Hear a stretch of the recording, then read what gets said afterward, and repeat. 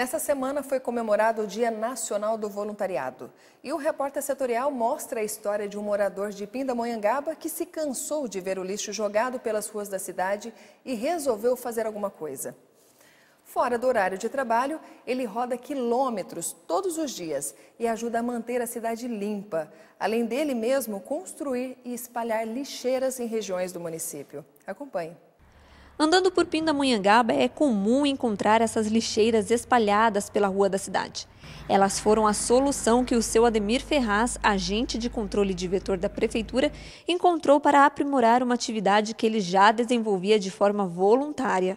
Quando eu comecei a fazer o serviço de limpeza, eu não estava dando conta. Eu fazia e sempre estava tendo lixo. Eu voltava para seguir um pouco mais adiante, eu tinha que retornar porque já tinha novamente lixo no chão. Daí quando surgiu a ideia de eu montar as lixeiras, justamente para que as pessoas, ao invés de jogar o lixo no chão, começassem a jogar nas lixeiras. Aí eu poderia dar prosseguimento ao serviço um pouco mais adiante. O seu Ademir produz as lixeiras aqui mesmo na casa dele e usa materiais como caixote de madeira, tinta, prego, mas por mais que esses utensílios sejam coisas simples, tudo é adquirido pelo seu Ademir por conta própria, sem nenhuma ajuda. Eu já não sei nem quanto que eu gastei fazendo isso aí.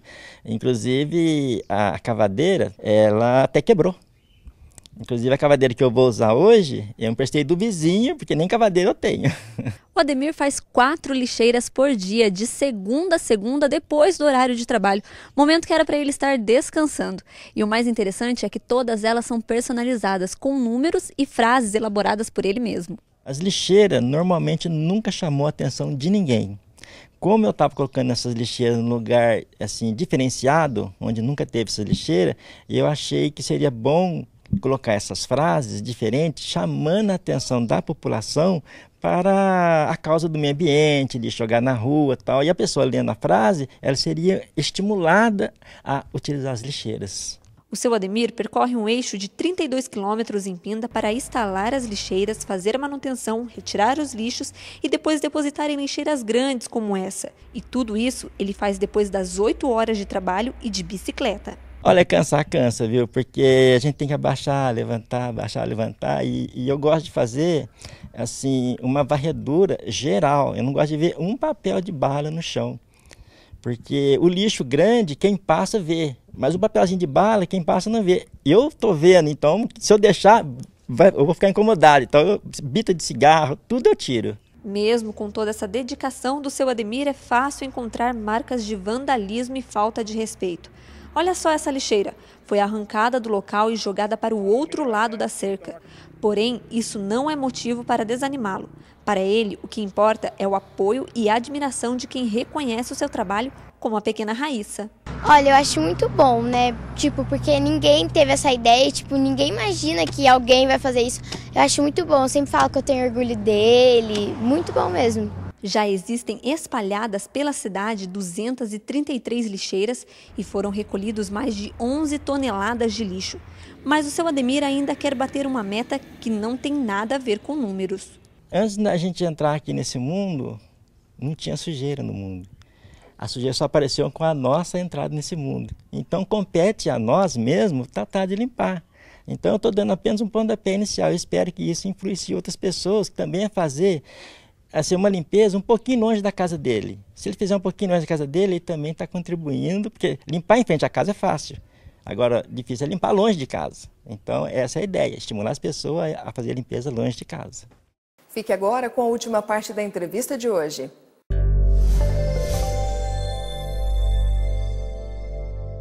Olha, nós hoje estamos aproveitando aqui o conhecimento, a experiência de Carlos Magno Vieira, que é consultor financeiro, é professor da FATEA, Faculdade Teresa d'Ávila, lá de Lorena, e está aqui trazendo a experiência. Ele trabalhou no Santander há muito tempo, e no primeiro bloco falamos aí sobre o salário mínimo, sobre as dificuldades, as reformas que estão dizendo que são maravilhosas, mas que afetam o segmento mais pobre da população. E ele falou aqui, poupança não é um bom negócio, é uma coisa segura e tal, né? Uma coisa mais tranquilinha para quem não quer ter trabalho de buscar orientação de um investimento mais pujante. Mas tem outras coisas que, mesmo não sendo milionário, quem tem uma farpelinha sobrando pode aplicar, né? Pode, com certeza, pode e deve, né? Como a gente está observando nesse cenário atual, político e econômico, quando o aumento do salário ele não acontece no nível que deveria ser, né? É muito importante aproveitar esse recurso que é possível poupar e tentar fazer com que ele tenha o crescimento maior possível, né? Então, saber fazer a gestão do próprio dinheiro hoje é fundamental. E outras opções de investimento que não sejam a poupança, eles oferecem um ganho superior. Muito embora exista a incidência do imposto, né, sobre os ganhos. Então, é muito importante salientar isso. A pessoa ela fica preocupada no ato do investimento porque ela pensa que ela vai ter uma perda do capital inicial dela.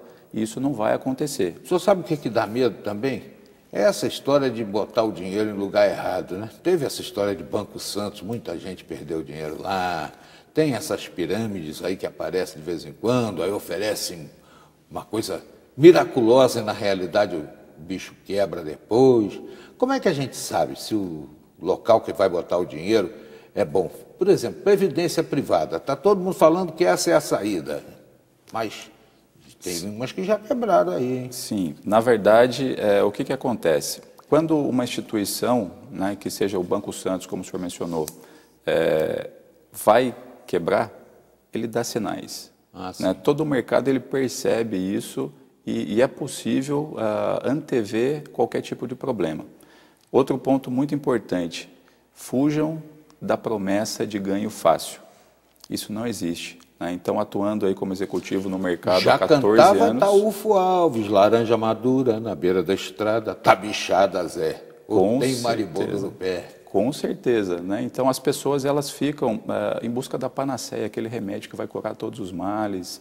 Elas buscam o ganho imediato e em um volume muito alto. Isso não acontece no mercado financeiro. Como o senhor mencionou, a previdência privada. A previdência privada, na verdade, ela está em enfoque justamente pelo fato da previdência do governo estar em vias aí de risco, né? De conseguir efetuar o pagamento das pessoas que estão vindo depois. Então, essa reforma da Previdência, inclusive, ela visa tentar assegurar que esse pagamento seja continuado.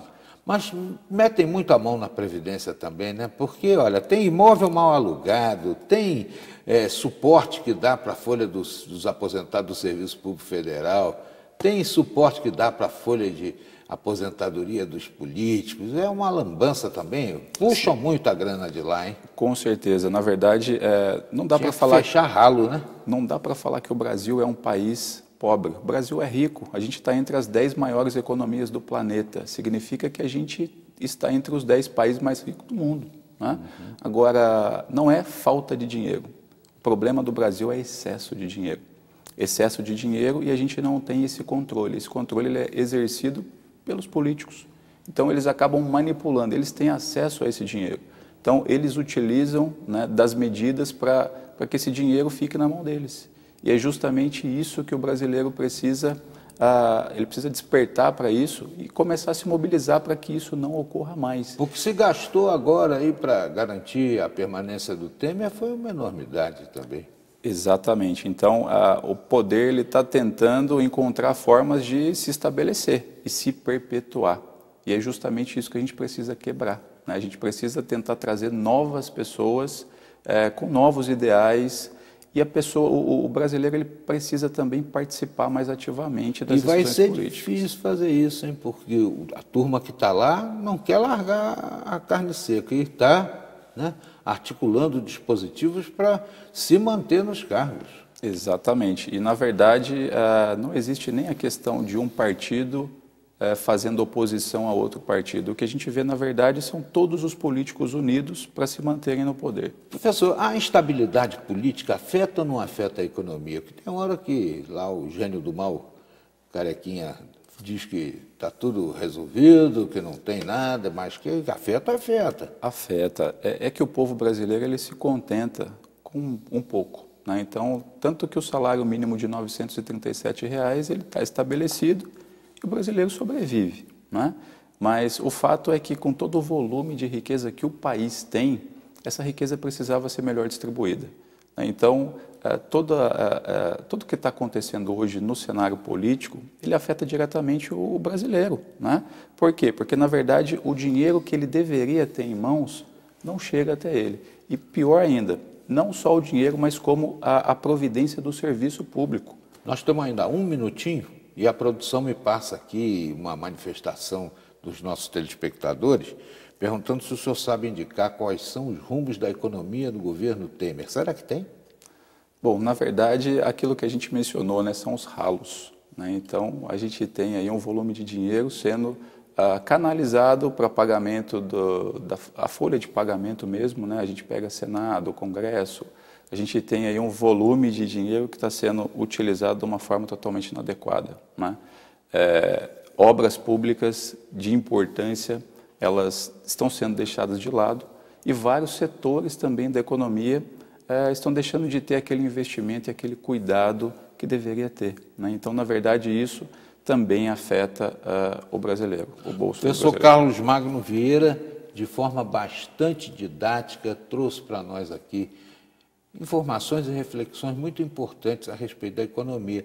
E eu tenho certeza que vai ser muito bom se o senhor puder voltar aqui para a gente falar sobre empreendedorismo. Tem gente com dinheirinho na mão aí, agora o governo diz que vai liberar também o PIS para os idosos, né? E o pessoal quer saber o que é que faz com o dinheiro. Será que é um bom negócio abrir uma empresa? Todo mundo diz que a empresa do Brasil, dessas pequenas, levam 2 anos, depois fecha. A empresa Três Sorrisos, uma quando abre, 2 quando fecha.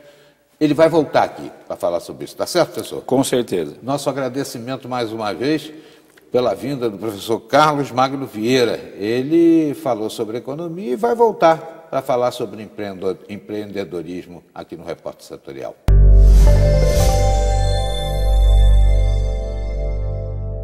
Olá, nós voltamos a falar sobre a notícia do incêndio que ocorreu nesta manhã no quilômetro 75 da rodovia Carvalho Pinto. Segundo o médico socorrista Rodrigo, 22 pessoas ficaram feridas e foram encaminhadas para os hospitais da região. E de acordo com a Polícia Rodoviária Estadual, um óbito foi confirmado. O corpo da vítima foi encontrado debaixo da ponte que aconteceu o acidente. E o motorista de um dos caminhões ainda não foi encontrado. A nossa equipe conversou também com o Major Alexandre Xavier, que traz informações atualizadas. Nós contabilizamos 34 veículos envolvidos, né, veículos leves, e mais 2 veículos pesados. A quantidade de vítimas, o levantamento feito junto às equipes dos bombeiros, são 20 vítimas entre leves e graves e ainda uma vítima fatal. É possível se identificar neste momento a causa principal dessa tragédia? Temos relatos preliminares de algumas testemunhas, pessoal envolvido nessa ocorrência, nesse acidente, de que no momento do acidente havia fumaça proveniente, provavelmente, de uma queimada numa outra via que passa sob esse local aqui do acidente. Major PM Alexandre, muito obrigado por sua entrevista aqui ao Repórter Setorial. Disponha do policiamento rodoviário. J. Washington, no quilômetro 75 da rodovia Carvalho Pinto, para o Repórter Setorial.